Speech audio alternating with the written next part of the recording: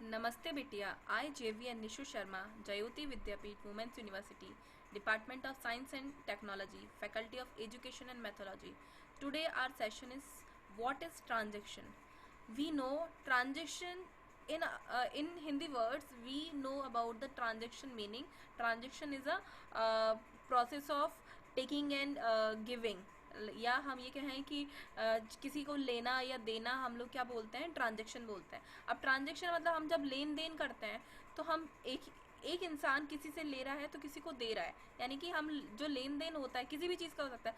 Books का transaction हो सकता है, हम लैपटॉप का ट्रांजेक्शन कर सकते हैं, फ़ोन का ट्रांजेक्शन कर रहे हैं, मैसेज का ट्रांजेक्शन हो रहा है, या किसी भी चीज़ का हम लोग one another to another person हम किसी भी चीज़ को सर्कुलेट जो कर रहे हैं उसको हम क्या बोलते हैं, ट्रांजेक्शन बोलते हैं. अब ट्रांजेक्शन के लिए हमको कम से कम नंबर ऑफ ग्रुप्स चाहिए.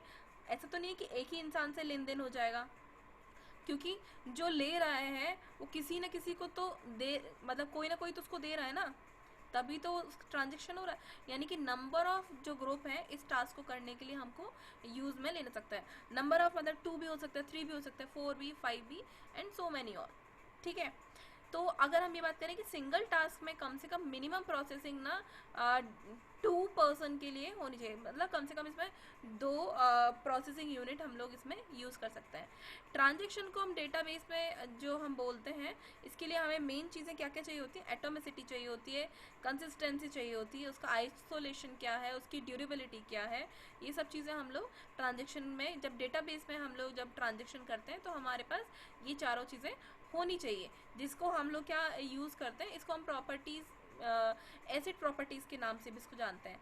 एसिड प्रॉपर्टीज़ मतलब A stand for atomicity, C stand for consistency, I stand for isolation and D stand for durability. Clear. अब इनको हम लोग यूज़ क्यों करते हैं, एटोमिसिटी का मतलब हम लोग यहाँ पर यूज़ करें कि इनको हम लोग इंश्योर करने के लिए किसकी एक्यूरेसी क्या है, ये कंप्लीट है या नहीं है, इसका डेटा इंटीग्रिटी होगी या नहीं है इसके अंदर, इसका टाइम ड्यूरेशन कितना लगेगा, इन सब चीज़ों को हम लोग इंश्योर करने के लिए, इन सब चीज़ों का एकदम कि हाँ चलो ये सारी चीज़ें हो रही हैं, इन सब चीज़ों को यूज़ करने के लिए हम लोग ट्रांजेक्शन का यूज़ करते हैं. जैसे कि एक एग्जाम्पल कि सपोज़ आपके अकाउंट में अभी 500 रुपीज़ है. ठीक है. और आपके किसी फ्रेंड ने आपके अकाउंट में 1000 रुपीज़ सम डिपॉजिट किए. आपके फ्रेंड ने 1000 रुपीज़ आपके अकाउंट में डिपॉजिट किए.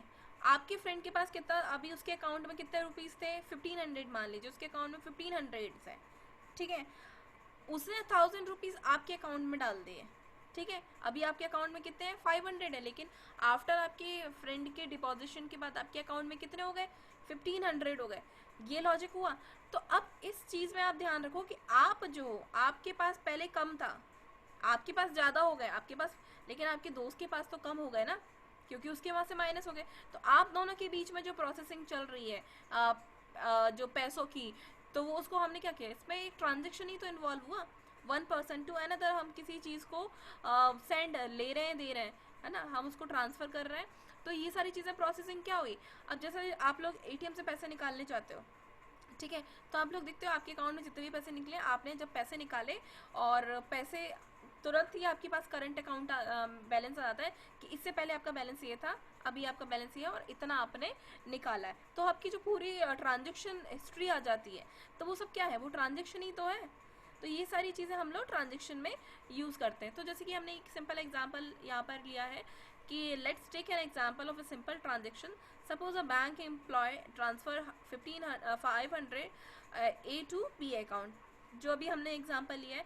This is very simple and small transaction involve several task. Suppose एक आपने एक अकाउंट को ओपन किया, उसका बैलेंस अभी पुराना है, किसका बैलेंस, ए मतलब आपका ए कस्टमर का. ठीक है.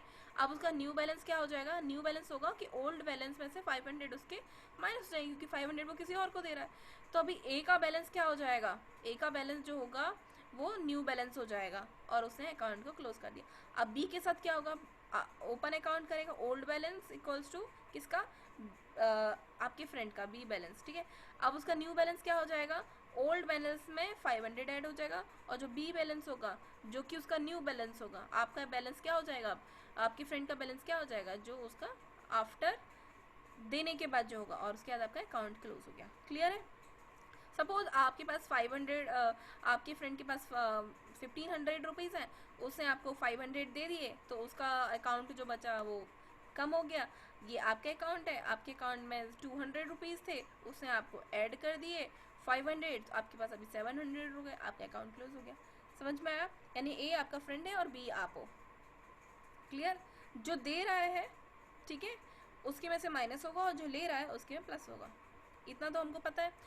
अब हम लोग ट्रांजैक्शन करने के लिए ना हम कुछ मेन ऑपरेशंस का यूज़ करते हैं। हमारे पास 2 मेन ऑपरेशन होते हैं, एक होता है रीड और एक होता है राइट। ठीक है, रीड ऑपरेशन होता है किसी वैल्यू को डेटाबेस से रीड करने के लिए और उसको बफर मेमोरी में स्टोर कराने के लिए।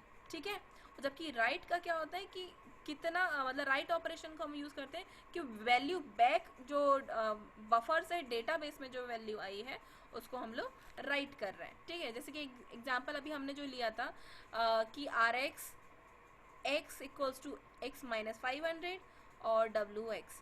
ठीक है, यानी कि आपका न्यू बैलेंस, ओल्ड बैलेंस, ये सब चीज़ें क्या हो गई, हमारा रीड कर रहा है सिस्टम और राइट करा रहा है कि पहले आपका इतना था तो वो रीड हो गया, अभी कितना होगा उसमें राइट ऑपरेशन यूज हुआ। क्लियर है? अब एज्यूम देखिए यहाँ पर एक और एग्जांपल हमने लिया है, एज्यूम कर रहे हैं 4000 हम लोगों ने ट्रांजेक्शन लिया है। पहले वाले ऑपरेशन में क्या होगा, एक्स वैल्यू को डेटाबेस से रीड करेगा और डेटा में स्टोर करा देगा, बफर में स्टोर करा देगा। ठीक है, सेकंड होगा, सेकंड ऑपरेशन क्या करेगा, वो 500 आपने किसी को ट्रांसफ़र किए थे तो will decrease the value of X by 500, so buffer will contain 3500। अब third operation will write the buffer value to the database और बता देगा कि फाइनल वैल्यू आपकी क्या है, 3500।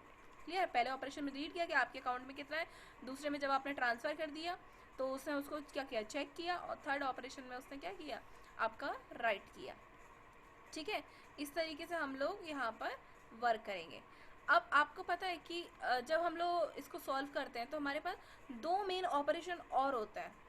ठीक है, मतलब इन्हीं को हम ये कहें कि 2 मेन ऑपरेशन क्या है, एक होता है कमिट और एक होता है रोल बैक। कमिट का मतलब होता है जब हम किसी चीज़ को यूज़ कर रहे हैं और हमने कमिट कर दी, स्टेटमेंट तो याद है ना, एक बार कमिटमेंट तो कर दी तो कर दी, उसके बाद किसी की नहीं सुननी।